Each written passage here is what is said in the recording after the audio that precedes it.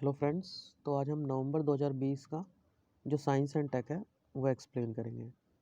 तो देखिए, पहला आर्टिकल क्या है। पहला आर्टिकल है जो मानव युक्त अंतरिक्ष मिशन है, मैन्ड स्पेस मिशन। इसको नवंबर में इसका शुभारंभ किया गया। ठीक है, तो इसके अंतर्गत जो पहला क्रू है उसको भेजा गया। टोटल 6 क्रू मिशन भेजे जाएंगे, उसमें से अभी फर्स्ट को भेजा गया, जो कि निजी स्वामित्व वाली कंपनी जो स्पेस एक्स है, जिसके मालिक इलॉन मस्क हैं, और जो नासा है, इन दोनों ने मिलकर जो है संचालित किया है। अगर क्रू वन की बात करें तो ये क्या है, जो नासा के पहले वाणिज्यिक मानव अंतरिक्ष यान प्रणाली है, जिसके अंतर्गत जो इस मिशन को कहाँ भेजा जाएगा, ISS इंटरनेशनल स्पेस स्टेशन। इसके अंतर्गत जो 4 अंतरिक्ष यात्री है उसके एक दल को स्पेस एक्स के क्रू ड्रैगन अंतरिक्ष यान, जिसका नाम रेजिलियंस है, उसके द्वारा भेजा जाएगा। ठीक है, तो जो 6 क्रू मिशन जाने हैं वो जाएंगे नासा के कमर्शियल क्रू प्रोग्राम CCP के हिस्से के रूप में जाएंगे। ठीक है, अगर ISS की बात करें तो ये एक बहुराष्ट्रीय निर्माण परियोजना है, जो कि जो वो होते हैं ना अंतरिक्ष डिफरेंस स्पेस एजेंसीज है, उनको एकल मंच प्रदान करती है। जैसे अर्थ पे बात करें हम, UN है ना, यूनाइटेड नेशन है, उसके अलग अलग वो है, उसमें अलग अलग देश शामिल हैं, WHO हो गया।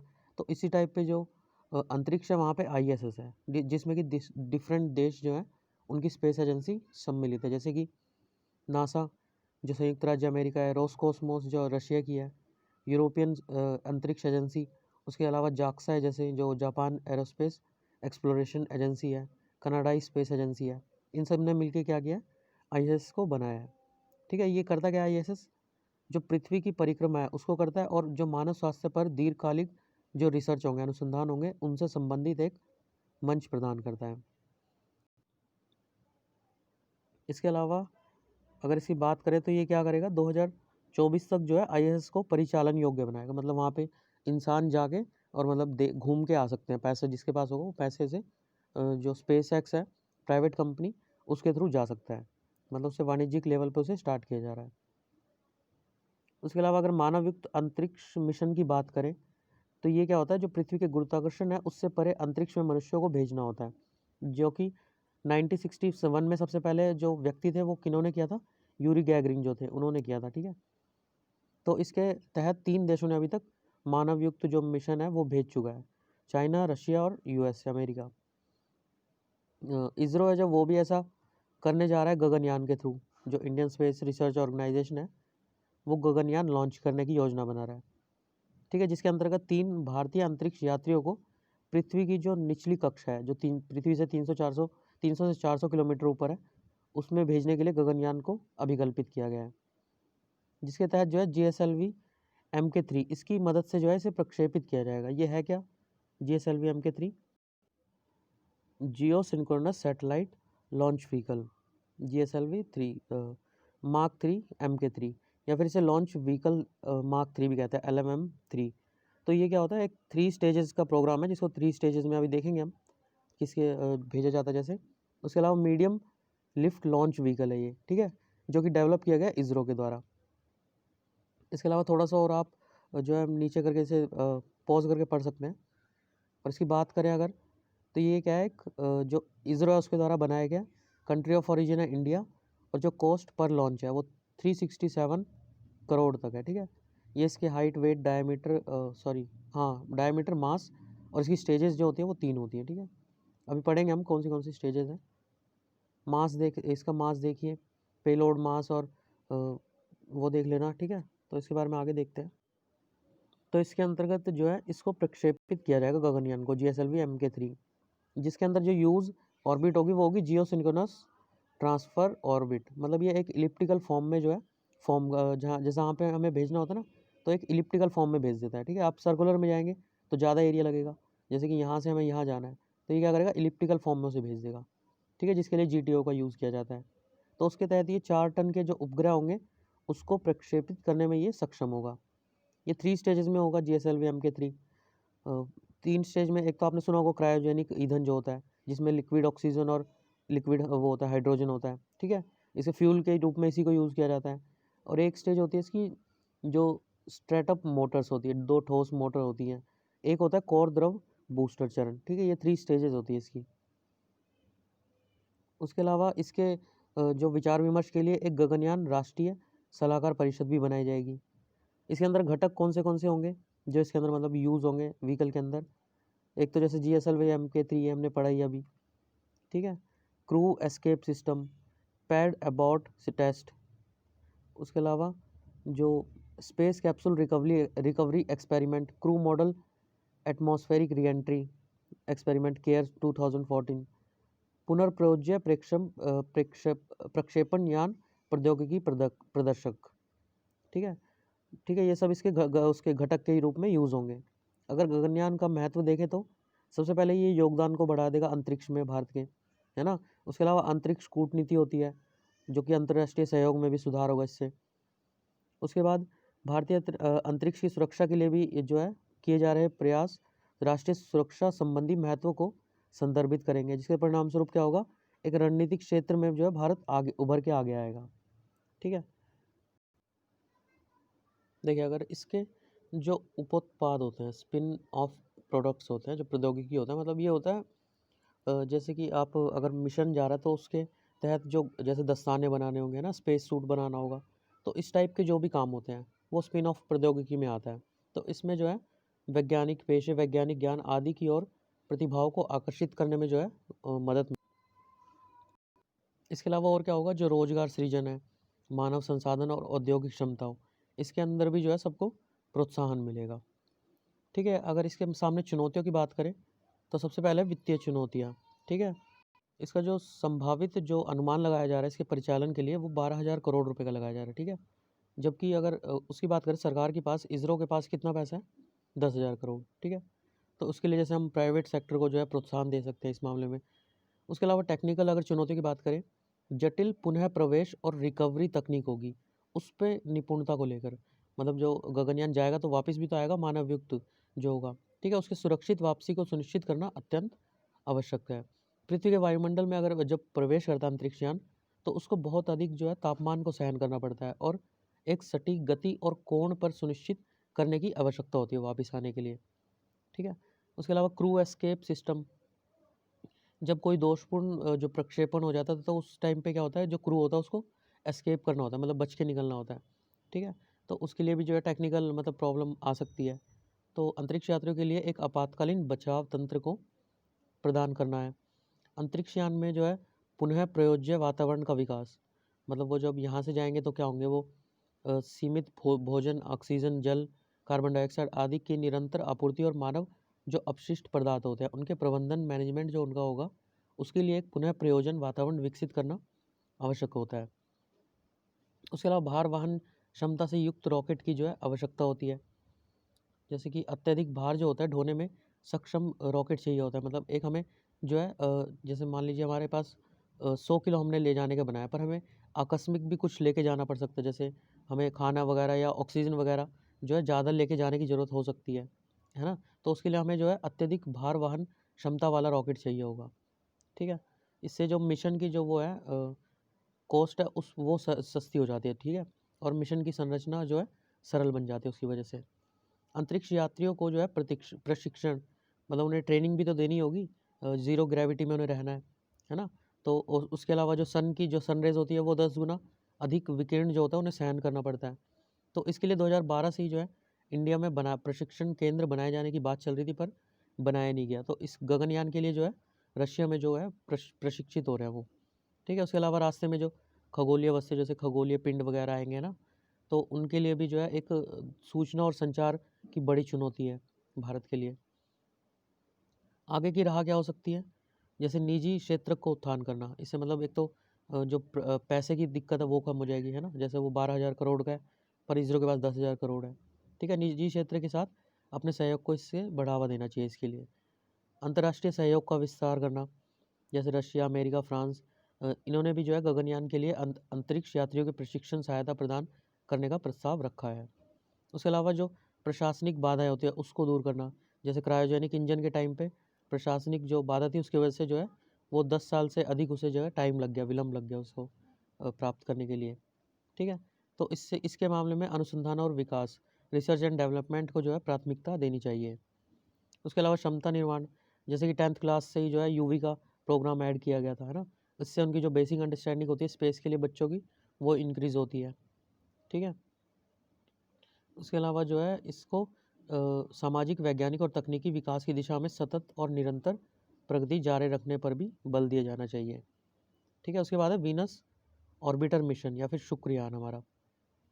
ठीक है, इसको जो है इसरो ने अपने प्रस्तावित वीनस ऑर्बिटर मिशन शुक्रयान के लिए 20 अंतरिक्ष आधारित प्रयोग प्रस्तावों को की संक्षिप्त सूची बनाई है। ठीक है, मतलब जो वीनस ग्रह है उसके ऊपर जाने के लिए इंडिया जो है मतलब अभी उसकी सतह पर कदम रखने वाला पहला देश होगा वीनस की। ठीक है, तो इसके लिए अब देखते हैं आगे क्या है। तो जैसा कि आपको पता होगा जो वीनस है, शुक्र ग्रह है, वो हॉटेस्ट प्लैनेट ऑफ अर्थ है ना, हॉटेस्ट प्लैनेट ऑफ हमारी गैलेक्सी का है। ठीक है, जैसे कि ये सन है, फिर मरकरी है, फिर वीनस है, फिर अर्थ है। ठीक है, तो वैसे होना तो मरकरी को चाहिए सबसे हॉटेस्ट, क्योंकि ये सन के सबसे पास है। ठीक है, पर वीनस इसीलिए है क्योंकि मरकरी पे कोई भी एटमॉस्फेयर नहीं है, इस पे जो कार्बन डाइऑक्साइड है, अदर गैसेज है, उनका एक एटमॉस्फेयर जो है क्रिएट हो जाता है ना, तो इससे जो रेज निकलते हैं ना, इस पे मरकरी पे जाती है वो, और ये एब्जॉर्ब नहीं कर पाता। ठीक है, पर इस पे जाती है वो वहीं पे रुक के रह जाती है, जिसकी वजह से ये जो है काफ़ी ज़्यादा मतलब हॉटेस्ट प्लैनेट है गैलेक्सी का हमारी। ठीक है, तो देखिए इसके बारे में अन्य तथ्य। जो इसरो है उन्होंने जो है 2018 से ही जो शुक्र ग्रह है उस पर आधारित मिशन हेतु वैज्ञानिक जो उपकरण या फिर पेलोड होता है, इसके लिए अनुशंसाओं की मांग की थी।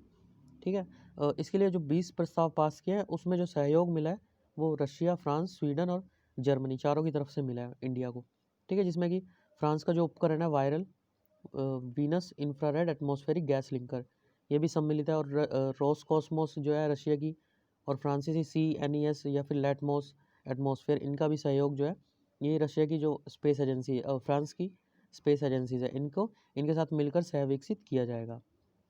ठीक है, उसके अलावा Swedish institute of space physics, ये भी इससे जुड़ा हुआ है, वीनस जो मिशन है, शुक्र मिशन। ठीक है, उसके अलावा जो शुक्र ग्रह है उस पर फॉस्फिन गैस के जो है ट्रेसेस देखे गए। ठीक है, फॉस्फिन वैसे तो एक हमारी कमर्शियल गैस है, पर ये जो है जैसे रोटन फिश होती है या फिर इन सब से जो है, इनसे भी प्रोड्यूस होती है। ठीक है, तो इससे जो है ये फाउंड करा जाएगा मतलब कि कोई लाइफ के वहाँ पे चांसेस है या नहीं है। ठीक है, अब तक कोई मानव जो है उस पर नहीं पहुँचा है शुक्र ग्रह पर, क्योंकि उसकी जो सतह है वो काफ़ी उच्च तापमान से युक्त है। अगर इसके बारे में पढ़ें तो इसकी उत्पत्ति जो है 4.5 मिलियन वर्ष पहले दोनों जो पृथ्वी और शुक्र है उसके साथ संघनित जो नेबुलोसिटी होते हैं, जो गुरुत्वाकर्षण के कारण जो घूर्णन कर रही गैसेस और धूल कणों को खींचता है, उससे उत्पत्ति हुई है ना। ठीक है, मतलब दो पार्टिकल जैसे अगर घूम रहे हैं तो आसपास के वो क्या होंगे, जो धूल कण होंगे उन सबको खींचते रहेंगे तो वो बड़ा होता जाएगा, है ना। ऐसे ही हमारी अर्थ का भी जो क्रिएशन है वो माना जाता है। अगर इनके बीच में समानता देखें तो जो त्रिज्या, जैसे कि ये हमारा सर्कल का आपने पढ़ा होगा ना, त्रिज्या रेडियस, है ना, ये त्रिज्या होती है, ये डायमीटर होता है, पूरा व्यास होता है। तो अगर इसकी त्रिज्या की बात करें शुक्र की तो 6052 है। अगर अर्थ की देखें हम तो ये 6378 किलोमीटर है। ठीक है, उसके बाद अगर डेंसिटी घनत्व देखें तो 5250 है, इसका 5550, इसका ज़्यादा है अर्थ का। उसके बाद जो ग्रेविटेशन होती है वो 8.9 मीटर पर सेकंड स्क्वायर, और अर्थ की क्या है 9.8 मीटर पर सेकंड स्क्वायर। 10th क्लास तक आपने ये सब पढ़ा होगा, है ना। उसके अलावा जो पृथ्वी की संरचना है वो शुक्र का भी मतलब सेम है, एक केंद्रीय क्रोड होता है, जो क्रस्ट मेंटल क्रोड हमने पढ़े होंगे ना, 3 चट्टानी मेटल होता है और ठोस परपटी होती है। ठीक है, उसके अलावा जो शुक्र है उसकी घूर्णन गति काफ़ी कम है। ठीक है, जो मतलब घूमता है अपनी एक्सिस पे, अपनी उस पर घूमता है केंद्र पे, वो बहुत कम है, जिसकी वजह से उसका जो मैग्नेटिक फील्ड है ना, चुंबकीय क्षेत्र, वो काफ़ी कमज़ोर है। शुक्र पर जो है पर्वत, घाटियाँ हज़ारों की संख्या में जो है ज्वालामुखी भी है, जिनमें से अगर सबसे ऊंचे वाले देखें तो मैक्सवेल 20,000 फुट है, जो कि हमारे हिमालय के बराबर है, एवरेस्ट के बराबर है, सॉरी, माउंट एवरेस्ट के बराबर है। इसलिए शुक्र ग्रह को आकार, द्रव्यमान, घनत्व, विस्तृत संरचना और जो ग्रेविटी है, गुरुत्वाकर्षण है, उसमें समानताओं के कारण इसकी जो है ट्विन सिस्टर भी कहा जाता है, इंडिया कह रहा हूँ, अर्थ की। ठीक है, ये जुड़वा बहन भी कहा जाता है अर्थ की। अगर एटमॉस्फेयर की बात करें तो शुक्र का जो है वहाँ पे कार्बन डाइऑक्साइड इनसे मिलकर बना है, जिसमें सल्फ्यूरिक अम्ल की H2SO4 होता है ना, H2SO4, उसकी बूंदे वाले जो है मेघ बनाते हैं, जो सूर्य की ऊष्मा को रोक लेते हैं। परिणाम स्वरूप वहाँ का जो टेम्परेचर होता है वो 880 डिग्री सेल्सियस फ़ारेनहाइट या फिर 470 डिग्री सेल्सियस से अधिक रहता है हमेशा। ठीक है। शुक्र जो है पृथ्वी की तुलना में सूर्य के लगभग 30% निकट है, और अधिक जो सोलर फ्लक्स होता है, जो सूर्य की विकिरण उस पर आती है, वो ज़्यादा है वहाँ पे। उसके अलावा शुक्र सौरमंडल का सबसे चमकीला ग्रह है, क्योंकि यह सूर्य के प्रकाश को परावर्तित और प्रकीर्णन करने में मेघों से ढका हुआ है, मतलब बादलों से ढका हुआ है। तो सनरेज आएगी तो वहाँ से टकरा के रिफ्लेक्ट हो जाती है, परावर्तित हो जाती है, ठीक है। तो उसकी वजह से ये काफ़ी ज़्यादा चमकता है। कक्षा और घूर्णन की बात करें अगर, तो जैसे अर्थ क्या है, पश्चिम से पूर्व की ओर घूमती है, ठीक है, और वो उल्टा घूमता है इसका, वो पूर्व से पश्चिम की ओर घूमता है, ठीक है। वो ऐसे घूमता है, ये ऐसे घूमते हैं अर्थ, ठीक है। अगर आपको इसी जैसे ये याद रखना हो अगर कि पृथ्वी की क्या है, तो ऐसे मान लीजिए कि आप जैसे गुजरात में खड़े हैं, ठीक है। अगर पृथ्वी 1 सेकंड के लिए भी रुक जाए, 1 सेकंड से भी बहुत कम हिस्से के लिए, तो रुकेगी तो क्या होगा, आप अपोजिट डायरेक्शन में जाओगे, मतलब आप सीधा हमारे यहाँ ईस्ट में पहुँच जाओगे, ठीक है, नागालैंड वगैरह में। तो इस टाइप से याद रखिए, ठीक है। ये अर्थ का रोटेशन है और उसका उल्टा होता है इससे। तो इसके अलावा जो है उसका घूर्णन जो है 243 पृथ्वी दिवसों के बराबर होता है, जो कि हमारे सौरमंडल में किसी भी ग्रह का सबसे लंबा दिन है। मतलब वो जो आप मान लीजिए उसके यहाँ पे खड़े हैं एक पॉइंट पे, तो आपको दोबारा सेम पॉइंट पे आने पे 243 डेज लग जाएंगे, ठीक है। जैसे अर्थ को क्या है 24 घंटे लगते हैं, 24 घंटे में सेम आ जाती है, उसे 243 डेज लगेंगे। उसके अलावा शुक्र जो है सूर्य के चारों ओर 225 पृथ्वी दिवसों में एक चक्र पूरा करता है, ठीक है। अपनी एक्सिस पे तो ग्रह घूमता ही है, साथ साथ में जो सन है उसके चारों तरफ भी तो घूमेगा, तो उसमें जो है 225 पृथ्वी दिवस लग जाते हैं उसे। मतलब यहाँ पे 365 लगते हैं अर्थ पे, और वहाँ पे 225 लगते हैं। तथा सूर्य के चारों ओर इसकी कक्षा सर्वाधिक गोलाकार होती है। जैसे कि ये सन है, अर्थ जो है उसका थोड़ा इलिप्टिकल फॉर्म में वो करती है, ठीक है। पर जो वीनस है वो ऑलमोस्ट सर्कुलर वे में जो है इसको रोटेट करता है, इसे चार रेवोल्यूशन करता है इसे चारों तरफ। जबकि अन्य ग्रहों की कक्षाएं जो है दीर्घ वृत्ताकार या फिर इलिप्टिकल या अंडाकार होती है। हालांकि शुक्र का कोई चंद्रमा नहीं है, जबकि पृथ्वी का है। अगर शुक्रयान के बारे में देखें तो 4 वर्ष से अधिक समय तक शुक्र ग्रह के अध्ययन हेतु प्रस्तावित मिशन, ठीक है, जिसे कि 2024 या 2000 ये पहले 2022 में लॉन्च होने वाला था, आई थिंक सो, ठीक है। एक बार देख लेना। तो कोरोना की वजह से आगे बढ़ा दिया गया, ठीक है, 2024 में हो गया ये। और इसके बाद जो है ये इसमें जो है 19 महीने का गैप होता है। मतलब एक होता है ना कि सबसे ऑप्टिकल लॉन्च विंडो होती है जो इष्टतम प्रक्षेपण अवधि, इसमें क्या होता है सन के सबसे पास होता है वो, सन के पास नहीं, इसके वीनस के पास होगा। जो अर्थ का वो होगा ना ऑर्बिट जो रेवोल्यूशन करेगा, वो वीनस के पास सबसे ज़्यादा होगी, ठीक है। तो 19 महीने बाद या तो 2026 में या 2024 में इसमें जो है ऑप्टिकल लॉन्च विंडो में इसे लॉन्च किया जाएगा, प्रक्षेपित किया जाएगा। ऐसा समय प्रत्येक 19 माह में एक बार आता है। तो इससे क्या होगा, जो अंतरिक्ष यान की ईंधन की खपत क्या होगी, कम होगी। मतलब दोनों की जब आसपास होंगे तो दोनों की ईंधन की खपत जो है कम होती है, ठीक है, तब इसे लॉन्च कर देंगे। उसके अलावा अगर हम इसके जो वेट की बात करें, जो शुक्रयान का वेट है वो 2500 किलोग्राम तक मतलब प्रस्तावित है, उपग्रह का वेट जो वहाँ पे जाएगा। और इसको उठाने के लिए जो मतलब जो इंजन की जो पेलोड क्षमता चाहिए, जो इंजन की क्षमता चाहिए, उसका जो वेट होगा वो 175 किलोग्राम तक होने की संभावना है, जो कि 500 वाट तक का उसमें पावर होगा, ठीक है। पेलोड क्षमता एक सिंथेटिक अपर्चर रेडार या अन्य उपग्रहों के साथ जो है मिलने के बाद, मतलब जो फाइनली जो यूज़ करेंगे पेलोड। उसके अलावा इसके उपकरणों को ईंधन ले जाने के लिए इसे या तो GSLV Mk2 रॉकेट या फिर GSLV Mk3 रॉकेट इसके द्वारा प्रक्षेपित किया जाएगा। देखिए इसके बीच में क्या डिफरेंस है। देखिए अगर GSLV 3 की बात करें तो ये जो है 4 टन तक का सैटेलाइट को GTO तक पहुंचा सकता है, ठीक है। और अगर लोअर ऑर्बिट में जाएगा तो 10 टन तक का उठा सकता है, ठीक है, जो कि GSLV Mk के उसमें रिस्पेक्ट में ट्वाइस है। मतलब ये इसका हाफ उठा पाएगा, ठीक है। अगर इसकी डिफरेंस देखें तो ये देखिए, जैसे कि ये जो है 4000 किलोग्राम तक का उठा सकता है, ठीक है। वहीं पे ये 2200 किलोग्राम तक का उठा सकता है। ये हमारे जैसे पहले के सबसे पहले ये SLV 3 यूज़ करते थे जो 40 ग्राम 150 ग्राम, ठीक है। तो ये इनके वो हैं। और उसके अलावा अगर प्रोपल्सन की बात करें, सॉलिड लिक्विड क्रायोजेनिक तीनों तीनों ईंधन यूज़ करेगा ये। GTO जो ऑर्बिट होगी वहाँ तक इसे पहुँचा सकता है, ठीक है। उसके बाद ये इसकी हाइट है, ये लिफ्ट ऑफ वेट है। उसके बाद जो इसकी जो शुक्रयान के चारों ओर जो चक्कर लगाएगा वो 500 इंटू 60,000 किलोमीटर होने का अपेक्षित है। उसके अलावा ये जो है एरो ब्रेकिंग का भी यूज़ करेगा। मतलब एरो ब्रेकिंग क्या होगा, इसका जो डिस्टेंस होगा वो 600 किलोमीटर से 200 किलोमीटर तक कम कर देगा। मतलब ये एक तरह का हवा में ही जो ब्रेक लगता है ना, जैसे कि जब ऑर्बिट हमारा पास आ जाता है जहाँ पे इसे लैंड करना होता है, तो ये वहीं पे ब्रेक लगा देता है। ठीक है, अगर ब्रेक नहीं लगाएगा तो वो इतनी स्पीड में होता है कि आगे भी जा सकता है। तो वो पहले ही जो है एरो ब्रेकिंग जो है ऑन कर देंगे, और जब उस पर लैंड करना होगा तो उसके ऑर्बिट के पास जाके एरो ब्रेकिंग को लगा देगा। यह ध्रुवीय कक्षा वैज्ञानिक परीक्षणों के लिए उपयोग की जाने वाली अंतिम कक्षा होगी।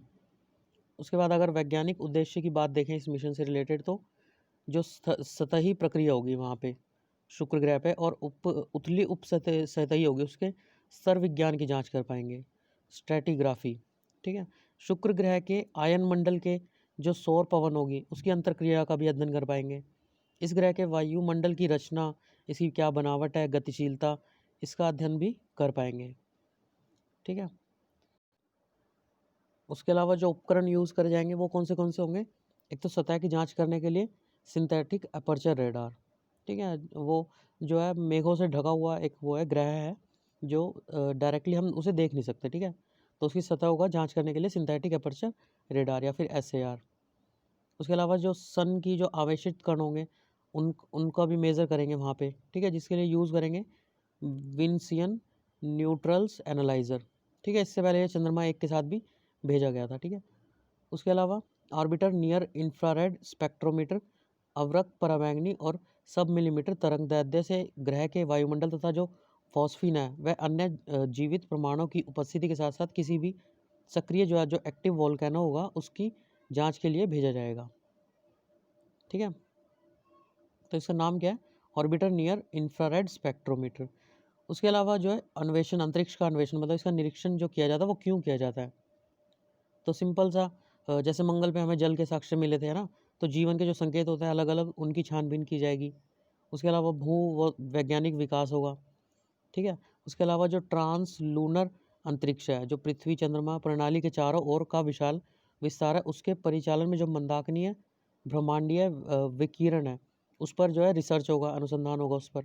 ठीक है, जो कि संभावित रूप से मनुष्य के लिए सर्वाधिक खतरनाक तत्व भी है। उसके अलावा विकिरणों के निरीक्षण के से पृथ्वी पर चिकित्सा में भी प्रगति का मार्ग प्रशस्त हो सकता है। पृथ्वी के जो निकट पिंड है उनका अन्वेषण, जो निरीक्षण होगा निकट पिंड होगा, और सौरमंडल के निर्माण की प्रक्रिया, और पृथ्वी पर जल तथा अन्य कार्बनिक पदार्थों जैसे कार्बन आदि के मूल स्रोत से जुड़े कुछ प्रश्नों का जो है उत्तर मिलने में सहायता मिल सकती है। भविष्य के जो संघात होंगे, मतलब भविष्य में अगर किसी ग्रह से टकराव वगैरह होगा, जो संघात होंगे उसका भी जो है इससे पता चल सकता है।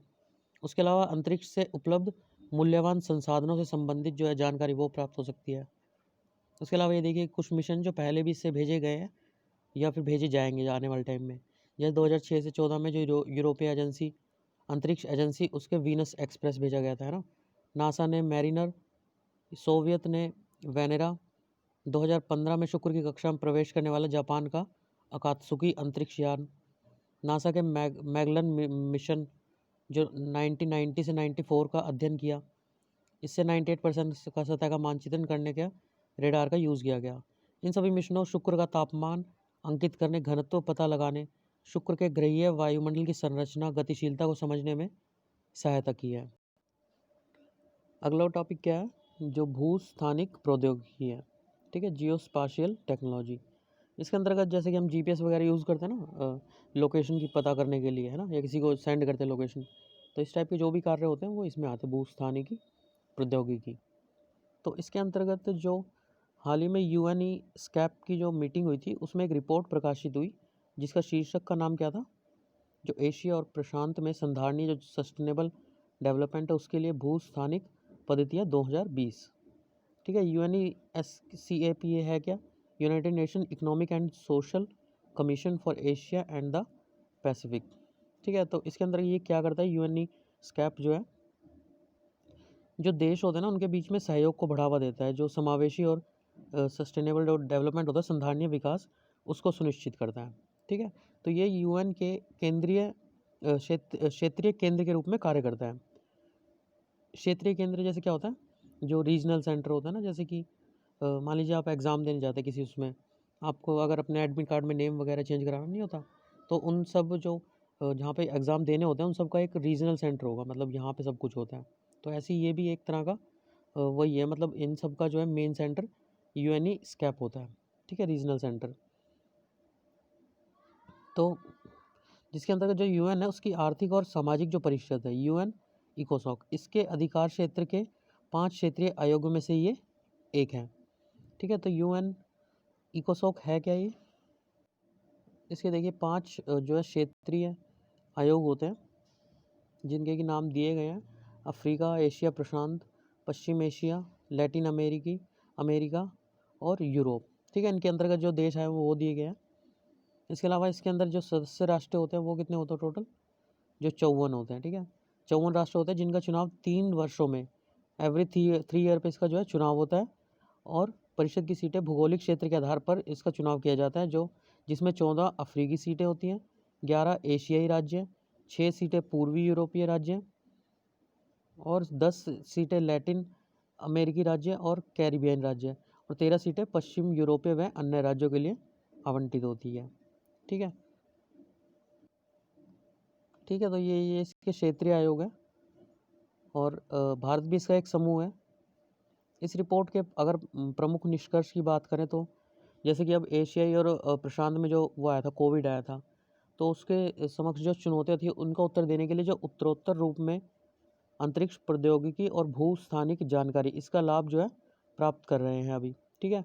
इस भूभाग में तकनीकी और भू स्थानिक जो नवाचार होते हैं, जो इनोवेशन होते हैं, उनका लाभ उठाने के लिए जो सस्टेनेबल डेवलपमेंट संधारणीय विकास होते हैं, उनके अंतरिक्ष अनुप्रयोगों पर एशिया प्रशांत कार्य योजना जो 2018 से 30 है उसको अपनाया गया है। जैसे कि हम इंडिया की बात करें, जैसे गूगल का है ना, गूगल मैप, आप मैप वगैरह में लोकेशन देखते हो, तो इंडिया में क्या चलता है, जो इंडियन मतलब इंडिया में बनाया गया भुवन, ठीक है। और उसके अलावा WRIS जो जल संसाधन सूचना प्रणाली है, इन जैसे पहलों को लेकर भारत की प्रशंसा की गई है, ठीक है। जिसके अंतर्गत क्या होता है, जो युवा कर्मी होते हैं उनका ज्ञान बढ़ाने के लिए उनको जो है स्किल किया जाता है, पुनर्कौशल किया जाता है, भू स्थानिक डेटा को अन्य डेटा के साथ एकीकृत करते हैं उसमें और डेटा का सुरक्षा करते हैं और गोपनीयता आदि बढ़ाने का आह्वान करा जाता है, ठीक है।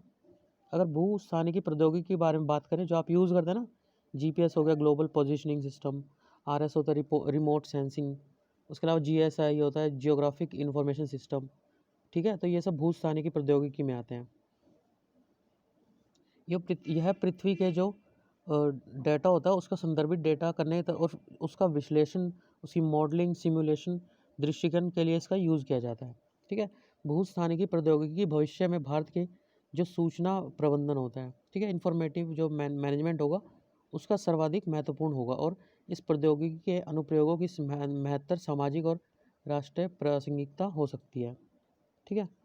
तो इसके अंतर्गत जो GIS आधारित पहले हैं, ठीक है, जैसे कि योजना आयोग में जो NNRMS है, इसके अंतर्गत जो NRIS कार्यक्रम शुरू किया गया ना, DST है जो development of science and technology, उसके अंतर्गत जो स्टार्ट किया गया ये NSDI, ठीक है। उसके अलावा आवास और शहरी कार्य मंत्रालय, उसके अंतर्गत जो स्टार्ट किया गया NUIS। ये कुछ जो है पहले हैं जो भारत में कार्यान्वित की जा रही है। उसके अलावा मान लीजिए हमें कोई भी जैसे सूचित निर्णय डिसीजन लेना हो, मतलब जैसे कि संसाधन जो हमारे पास है वो क्या है, बहुत ही सीमित है, ठीक है, सीमित प्रकृति की है। तो इनके बारे में अगर कोई भी हमें डिसीजन लेना होगा तो उसके लिए हमें भूस्थानिक जानकारी चाहिए, क्योंकि संसाधन है जो उनकी महत्ता, प्राथमिकता, इसके आधार पर हमें कोई भी डिसीजन लेना होगा, ठीक है। तो इसके लिए भी हमें भूभौतिक स्थानिक जानकारी की आवश्यकता होगी। उसके अलावा आपदा जोखिम न्यूनीकरण और जो लचीलापन है, जैसे कि अब अगर हम फैनी की बात करें जो बंगाल में आया था, तो हम प्री अलर्ट सिस्टम देते हैं ना, पहले 1-2 दिन पहले खाली करवा लेते हैं जो बीचेज़ होते हैं या फिर आसपास के जो लोग होते हैं ना, तो इसमें भी इसका जो है यूज़ हो सकता है भूस्थानिक प्रौद्योगिकी का। लगभग 100 मिलियन लोगों को प्रभावित करने वाला चक्रवात फैनी बंगाल की खाड़ी में सर्वाधिक गंभीर चक्रवातों में से एक था। हालांकि भूस्थानिक जानकारी का उपयोग करके पूर्व चेतावनी प्रणाली, संसूचन आदि के कारण इसका प्रभाव सीमित कर दिया गया था, ठीक है। उसके अलावा जो सुदूर संवेदन उपग्रह है, जैसे कि हमारा ओशियन सेट श्रृंखला, कार्टोसैट श्रृंखला और पृथ्वी अवलोकन उपग्रह जैसे कि कार्टोसैट 1-2, रिसोर्सैट 1-2, इनकी भी जो सुभेद्यता मानचित्रण है, ठीक है, मतलब सटीक जो मानचित्रण होता है तथा निवारक उपाय करने के लिए इसका उपयोग किया जाता है। उसके अलावा सामाजिक विकास की अगर बात देखें, जैसे कि जो उड़ीसा की बस्ती है, मलिन बस्ती, जो कि 2011 में 23.1 से घटकर 2020 में 3.72 रह गई है। तो इनको जो भूमि का स्वामित्वाधिकार देने के लिए जो है ड्रोन का यूज़ किया गया, ठीक है, जिसके अंतर्गत जो हाई रेजोल्यूशन और मानचित्रण का यूज़ करके उन्हें ज़मीन को जो है दिया गया। उसके अलावा कृषि की बात करें अगर हम, तो जैसे कि उपग्रह आधारित मत्स्य हो गया, परिशुद्ध कृषि होगी, फसल स्थिति की अगर निगरानी करनी हो, या मॉडलिंग, बीमा निगरानी, वानिकी निगरानी आदि में इसका यूज़ किया जा सकता है। एनर्जी सेक्टर में जो सौर ऊर्जा उत्पादन के लिए किसी स्थान की उपयुक्तता निर्धारित करने के लिए जो इसरो है वो भूस्थैतिक उपग्रह कल्पना से प्राप्त सौर डेटा का यूज़ करते हैं, ठीक है। कनेक्टिविटी, जैसे कि जो हमारे ये सड़क हो गए, वैज्ञानिक रखरखाव योजना बनाना और सुरक्षा उपायों के निर्धारण, और भारत में राष्ट्रीय राजमार्ग नेटवर्क इसके विकास की योजना बनाने में जो है सहायता करती है। उसके अलावा जो नेचुरल रिसोर्स मैनेजमेंट हो गया है ना, जैसे कि हमारा जो इसरो है उसने क्या दिया, जो ये जल संसाधन सूचना प्रणाली इंडिया का, ठीक है, इसका विकास किया गया, और यह योजना निर्माण, विकास और एकीकृत जल संसाधन प्रबंधन में जो है सहायता करती है। उसके अलावा जो इसरो ने भुवन और मोसडैक दिया, ठीक है, इसके द्वारा भी जो है डेटा, भूभौतिकी, जैव भौतिक डेटा, उत्पादों और पृथ्वी अवलोकन जो अर्थ ऑब्जर्वेशन है, इस डेटा का यूज़ करके जानकारी का प्रसार करने में सहायता प्राप्त होती है। अगर इसके सामने चुनौतियों की बात करें तो चुनौती सबसे पहले व्यापक भू डेटा नीति का अभाव, मतलब इतना बड़ा देश है ना, जैसे कि इसमें जो भूस्थानिक डेटा, इसमें 6 मंत्रालय हैं, 17 जो है राष्ट्रीय नीतियाँ हैं। इनके लिए जो जैसे कि राष्ट्रीय डेटा साझाकरण और अभिगम्यता नीति 2012, इसकी उपलब्धता तो है, पर मतलब इतनी सारी नीतियाँ और इनके लिए जो है एक मंच नहीं है हमारे पास कोई भी, मतलब ये ना, इन सब के लिए अगर जैसे एक मंच हो तो हम इसे ईजिली एक्सेसिबल कर सकते हैं, ठीक है। तो इनके लिए कोई भी एक मंच नहीं है, जिसकी वजह से सभी विभाग द्वारा मूल्यवर्धित डेटा का मिलान करने के उपयोग नहीं किया जाता, ठीक है। तकनीकी और ढांचागत चुनौतियों की बात करें अगर हम, तो जैसे कि सुपर कंप्यूटर और क्वांटम कंप्यूटर में जो भारत के पास सुपर कंप्यूटर परम सिद्धि AI-1 है, वो विश्व के सुपर कंप्यूटर में 63वें स्थान पर है, ठीक है। उसके अलावा जो 3D पोजीशनिंग होती है किसी भी जो सतत प्रचालन संदर्भ प्रणाली, उसमें 3D पोजीशनिंग में अगर भारत में देखा जाए तो ये लोकप्रिय नहीं है, ठीक है। उसके बाद अंतरिक्ष व्युत्पन्न डाटा तक पहुंच, जो राष्ट्रीय स्थानिक डेटा अवसंरचना है, उसने जनता के लिए केवल आंशिक पहुंच को उपलब्ध किया है, ठीक है, जिससे जो इस प्रकार की निजी और व्यक्तियों के लिए जो अद्यतन, प्रासंगिक और जो इनोवेशन, नवाचार को बढ़ावा देने वाले डेटा उसकी अनुपलब्धता है, ठीक है। डिजिटल तकनीक विभाजन और डेटा गोपनीयता कानून की उपलब्धता भी बड़ी चुनौती बनी हुई है। तो क्या किया जाना चाहिए इसके लिए, जो राष्ट्रीय विशेषज्ञ हैं उनको संसाधन उपलब्ध कराए जाने चाहिए, ताकि वो उसका जल्द जल्द मतलब एक साथ, जैसे इसी जो प्रॉब्लम्स है एक साथ इकट्ठा करके इनका यूज़ किया जाना, इस टाइप से जो इसके सॉल्यूशन हो सकते हैं वो करे जा सकें। उसके अलावा क्या करना, जो हमारे भूमि अंतरिक्ष डाटा है या क्रॉसओवर डाटा है, इसको एकीकृत करना, ताकि इसका जो लागत लाभ हो या फिर जोखिम विश्लेषण आदान हो, इसके लिए महत्वपूर्ण साक्ष्य हमें प्रदान कर सकें, ठीक है। उसके अलावा डेटा की गोपनीयता रखना, सुरक्षा रखना, नैतिकता सुनिश्चित करना चाहिए, ठीक है। उसके अलावा भू संदर्भित टैग के लिए व्यक्तिगत जानकारी के साथ डेटा को जो है अनाम बनाना, मतलब उसके जो हमारे पास डाटा है ना उसको बिना नाम का बना देना, ताकि जो व्यक्तियों की पहचान है वो नहीं की जा सके, मतलब वो गुप्त रहे, ठीक है। और सीमांत भूस्थानिक प्रौद्योगिकी का उपयोग करने के लिए आचार संहिता की भी आवश्यकता को इंगित किया गया, ठीक है। खुली डेटा सुलभता के लिए क्लाउड आधारित प्लेटफॉर्म क्या होता है, जैसे आपने 2-3 साल पहले मूवी वगैरह आप डाउनलोड करते होंगे तो क्लाउड से ही मूवी डाउनलोड हो जाती थी, है ना। तो ऐसे में मतलब एक तरह से फ्री हमें प्लेटफॉर्म मिल जाता है, कहीं पे भी कुछ अगर हम डाल दें और तो आराम से पब्लिक उसे डाउनलोड कर लेती है, ठीक है। तो खुली डेटा सुलभता प्रदान करता है। ये डेटा और भंडारण संगणनात्मक संसाधनों में निवेश के लिए बिना भूस्थानिक जानकारी का उपयोग किए विश्लेषण करने का अनूठा अवसर प्रदान करते हैं। उसके अलावा स्थानीय और अंतर्राष्ट्रीय स्तरों पर सहयोग, मंत्रालयों और उत्तरदायी प्राधिकरणों में सर्वत्र जुड़ाव की आवश्यकता होती है। भूस्थानिक डिजिटल विभाजन और अन्य संबंधित मुद्दों का समाधान करने के लिए अंतर्राष्ट्रीय सहयोग का लाभ उठाया जाना चाहिए, ठीक है, तो नेक्स्ट देखते हैं उसके बाद क्या टॉपिक है। तो नेक्स्ट है जो डेटा केंद्र नीति 2020 है, उसका मसौदा और वैश्विक डेटा हब के रूप में भारत। तो इसके अंतर्गत जो कोरोना काल में मतलब भारत जो डाटा है उसका बहुत ज़्यादा यूज़ किया, ठीक है। तो उसकी वजह से जो मीटी डिपार्टमेंट है, मतलब मंत्रालय है, जो इलेक्ट्रॉनिक और सूचना प्रौद्योगिकी मंत्रालय मीटी, उसने भारत को एक वैश्विक डेटा के रूप में स्थापित करने के लिए जो मतलब है वो दिया है, मसौदा प्रस्तुत किया है, ठीक है, जिसको डेटा केंद्र नीति या डेटा पॉलिसी कहा जा रहा है। तो इसके तथ्य क्या संबंधित, डेटा सेंटर का आशय किसी एक तरह का भवन या स्थान होता है जहाँ पे ऐसे समर्पित व सुरक्षित स्थान से है जहाँ डाटा को एकत्र करने, भंडारित करने, उसको प्रसंस्कृत करने मतलब प्रोसेस करने, उसको वितरित करने या डेटा पहुँच उपलब्धता को सुनिश्चित करने के उद्देश्य से कंप्यूटिंग और नेटवर्किंग उपकरण स्थापित होते हैं। डेटा सेंटर के प्रकारों में सम्मिलित हैं को लोकेशन डाटा सेंटर। देखिए ये पूरा आर्टिकल इस टाइप से है कि मतलब आपको सारा पता भी है पर एक बार रीड करने की ज़रूरत है इसे, ठीक है। मतलब ये सब आपको पता होगा जो इसके अंदर दे रखा है, ठीक है। तो इसके अंतर्गत क्या होता है, एक जो है को लोकेशन डाटा सेंटर जो है स्थापित किया गया है।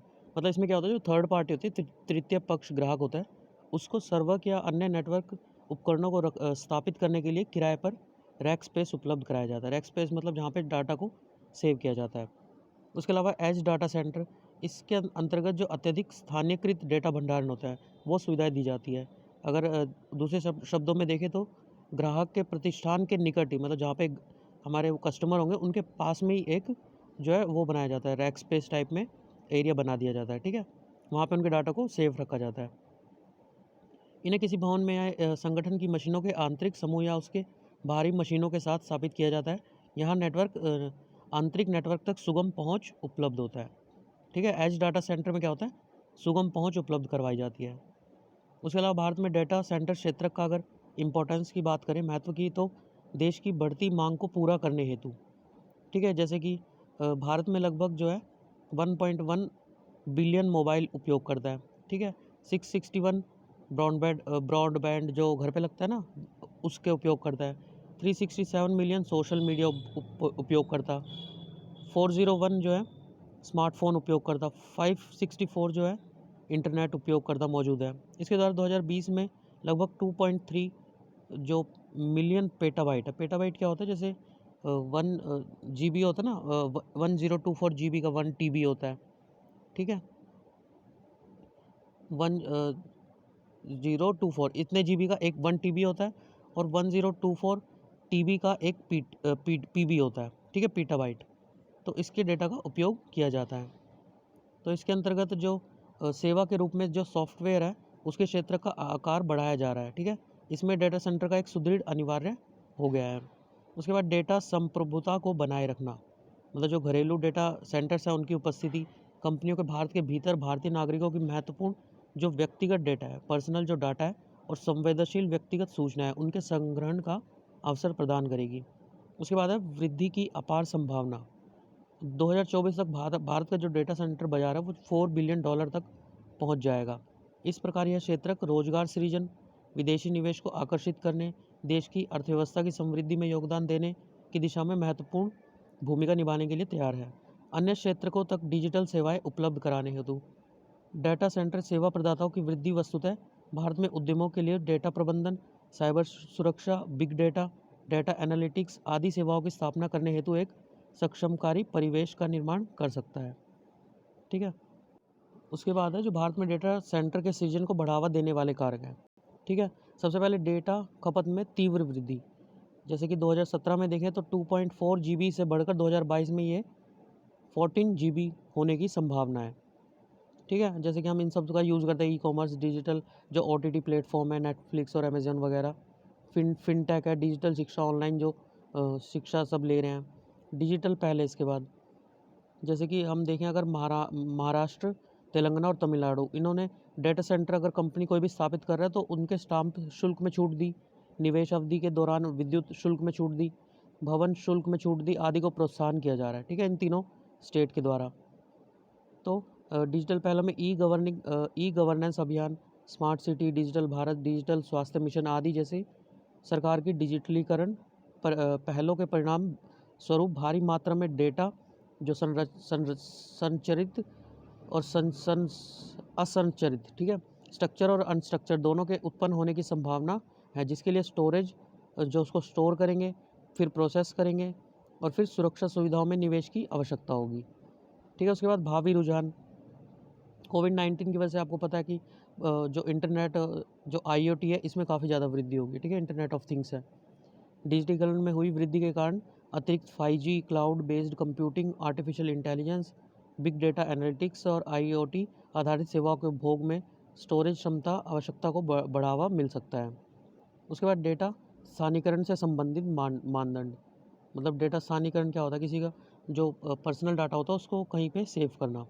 ठीक है, उससे संबंधित जो स्टैंडर्ड्स होते हैं, जैसे व्यक्तिगत डेटा संरक्षण विधेयक जो 2019 का आया था, उसके अनेक प्रावधानों और प्रारूप ई-कॉमर्स नीति, इसमें देश के भीतर महत्वपूर्ण डेटा स्टोरेज की आवश्यकता को रेखांकित किया गया। और जो RBI उन्होंने भी एक आदेश जारी किया जिसके तहत भारतीय नागरिक के व्यक्तिगत डेटा वित्तीय डेटा को देश के भीतर स्थापित स्थानीय सर्वरों में भंडारित करना अनिवार्य कर दिया गया है। ठीक है, जो भी वित्तीय डाटा होगा वो सारा यहाँ पे भंडारित किया जाएगा। ठीक है, भीतर ही, देश के भीतर ही।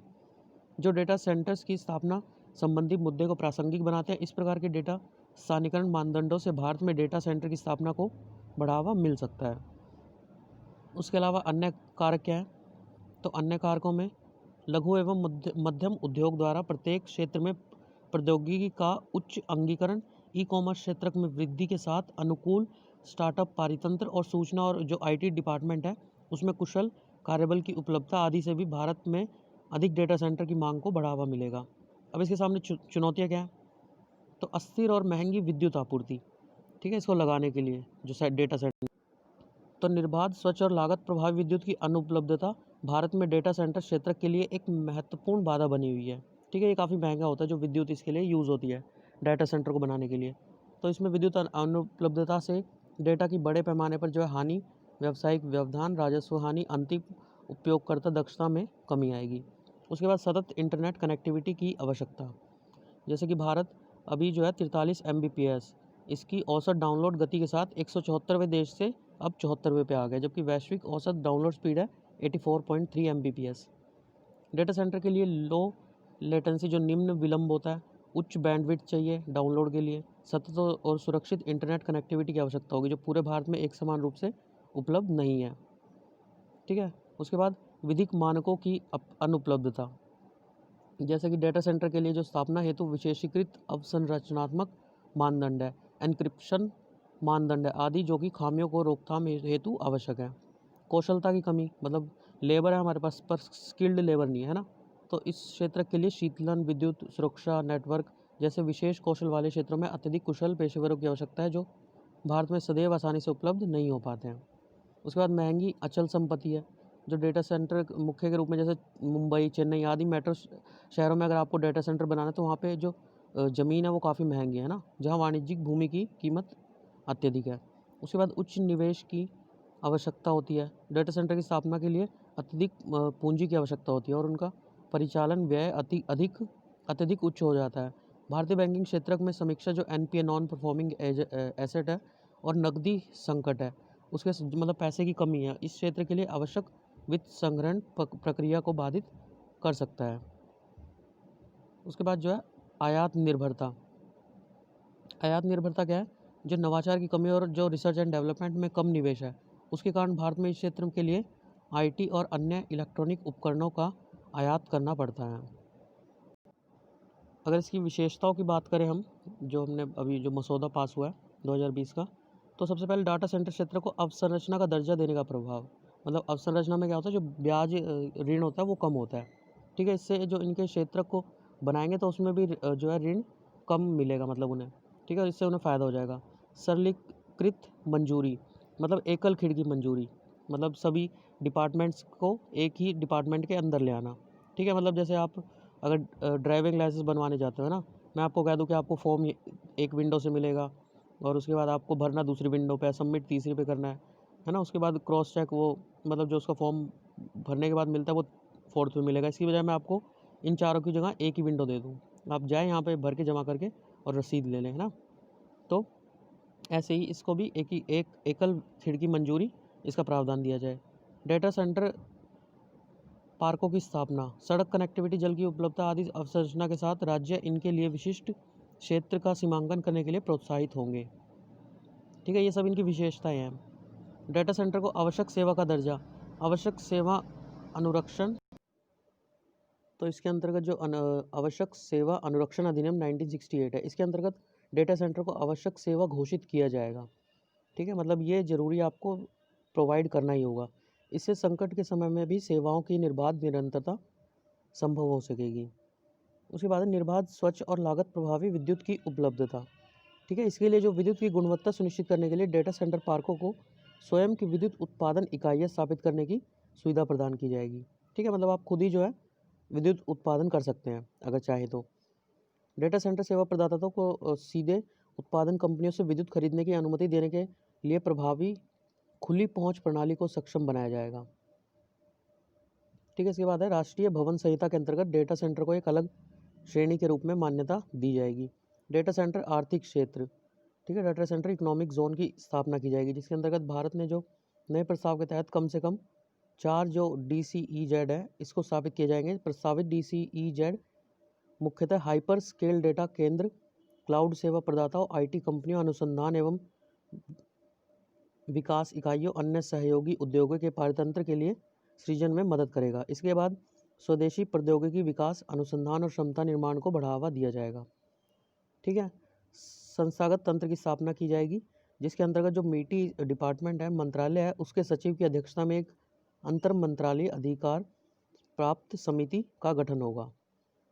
ठीक है, एक स्वतंत्र डेटा उद्योग परिषद का स्थापना की जाएगी। इस क्षेत्र और सरकार के बीच अंतर फलक जो इंटरफेस होता है, आपस में टकराव की स्थिति हो उसके रूप में, टकराव कह रहा हूँ, जो आपसी सहयोग होता है उसके रूप में कार्य करेगी। ठीक है, उसके बाद है CV रमन।